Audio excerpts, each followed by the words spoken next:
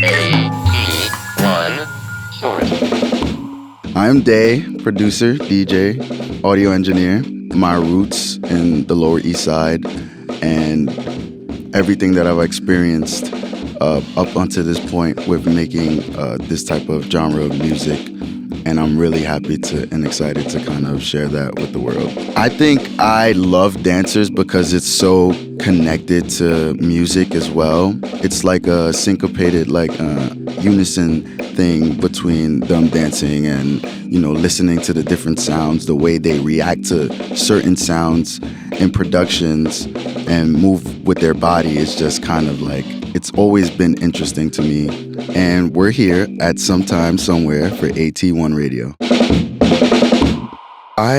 My main thing that I do right now is that I do audio engineering at Pianos. I am the head sound engineer there.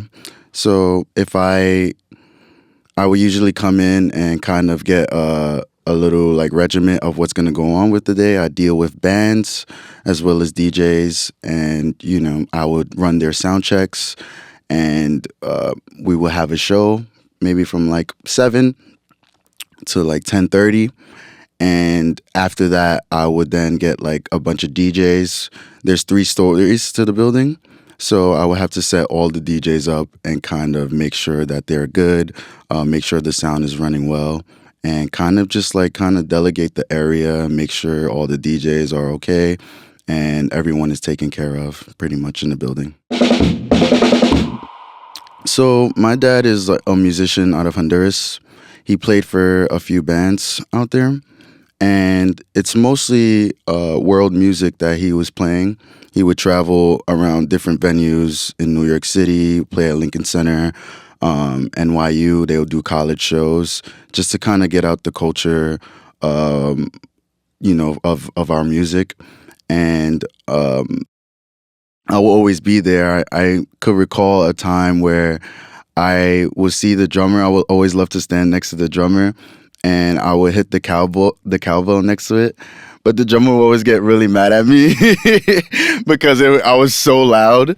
And I just remember all those times just being, a part of traveling with him and taking the instruments in and seeing the sound checks as a kid. And I always thought that I might be doing this someday, whether it's folding wires up or putting instruments away. I always was just accustomed to being a part of that, that whole scene and what they were doing and stuff like that. Yeah.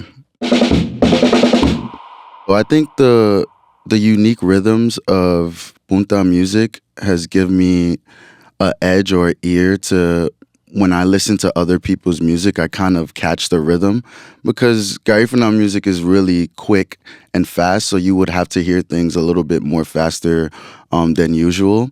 So every time I hear music, I kind of slow it down and hear every element of it. And also just, all the different unique sounds that I was also a part of growing up.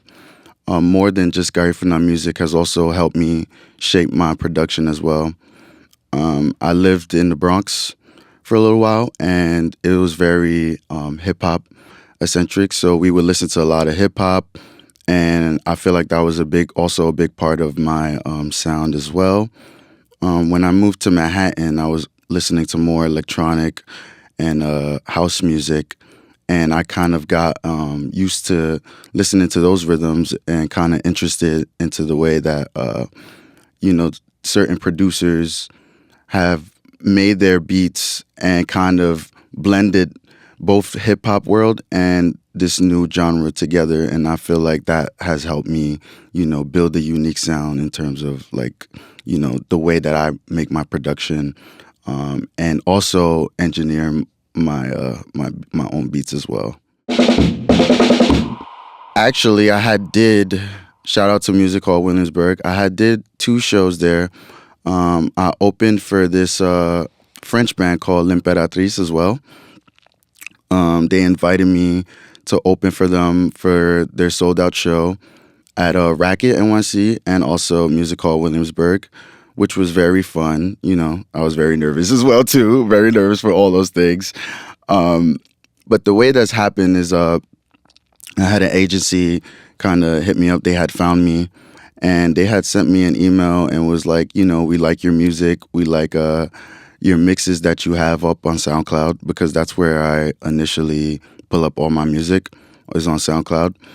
And they had hit me up and I was like, this is a great opportunity. I love both of those bands. And it was kind of last minute as well too. They was like, can you do this now? And if you can, hit us up. And then the next day, we'll get that together. And I didn't have anything set up before either, so it was really, really, really like nerve-wracking. And but I appreciated the opportunity that they gave me, and I had to bring all of my stuff there, and just get ready for sound check. Once I was there at sound check, it was kind of just like, I was like, okay, I can do this. And the bands were very nice during sound check as well. Um, and yeah, that was kind of like how that whole thing happened. That was really a fun time. We played for about 800 people, and I was doing different genres with house, violent funk, as well as some of my records that I had. And I was really surprised that the crowd actually, was enjoying it, and looking at their faces, they were so happy. I had never played for a crowd that big. And yeah, no, it was really fun.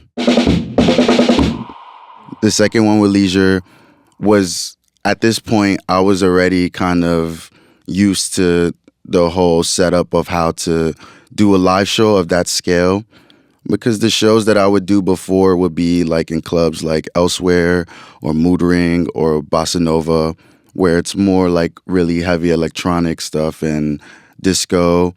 And these shows are more of like upscale, where the sound checks, they have a bigger team, bigger stage, and they have people setting up with you, which was new to me because I'm a sound engineer myself, so I'm usually the one setting everyone up.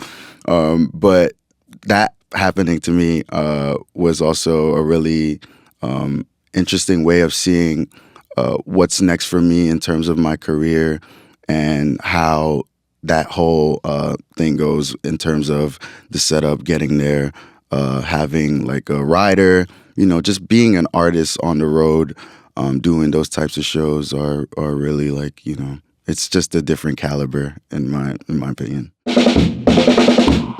So the EP is titled Inward, and the way that came about was I was making a lot of records from 2018 to 2020.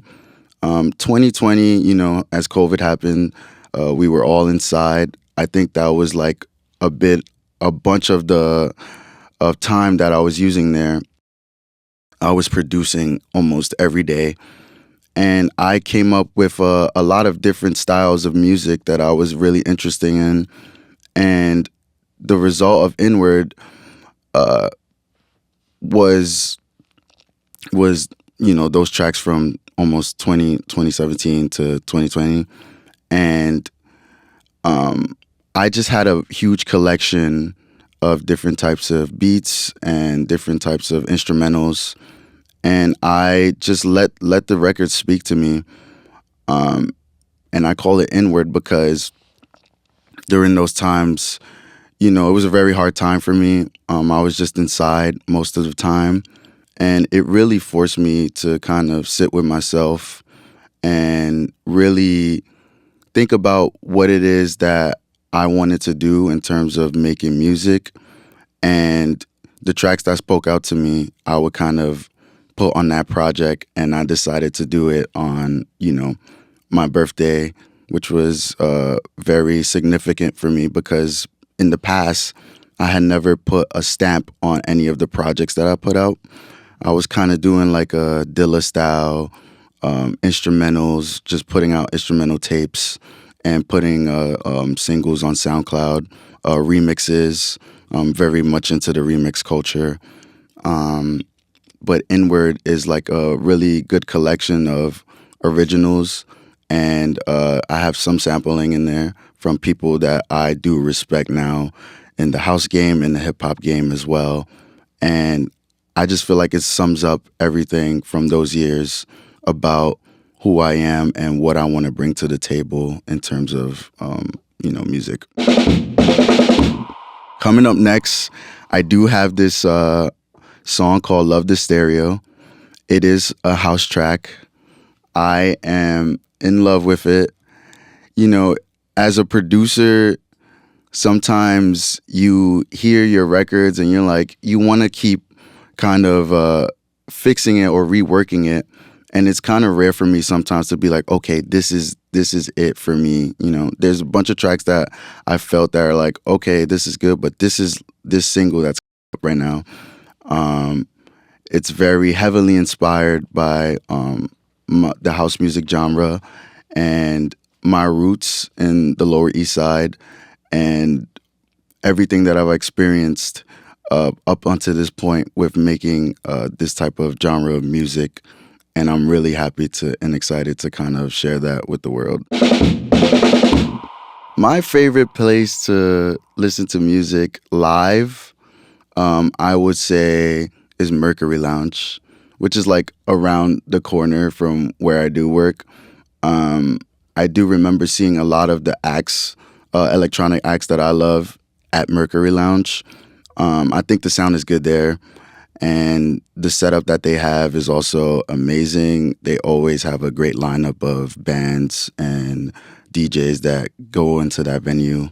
And I love that place. Yeah, just the overall, it's a small place. There's only a bar when you go in, and then behind that is just a full-on stage. So it's a beautiful setup. I love that place. Yeah. I think I love dancers because it's so connected to music as well. Every time I see dancers dance, I can see that they listen to music differently in terms of the timing that they move their body in. And I always found that very interesting because it's like a syncopated, like unison thing between them dancing and, listening to the different sounds, the way they react to certain sounds in productions and move with their body is just kind of like, it's always been interesting to me how dancers interpret music because I think it's very different from a music producer's stance as well.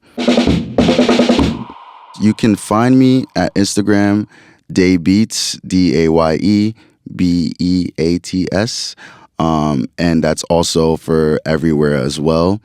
I do have a new moniker, which is I took out the beats. It's just Day now with a period.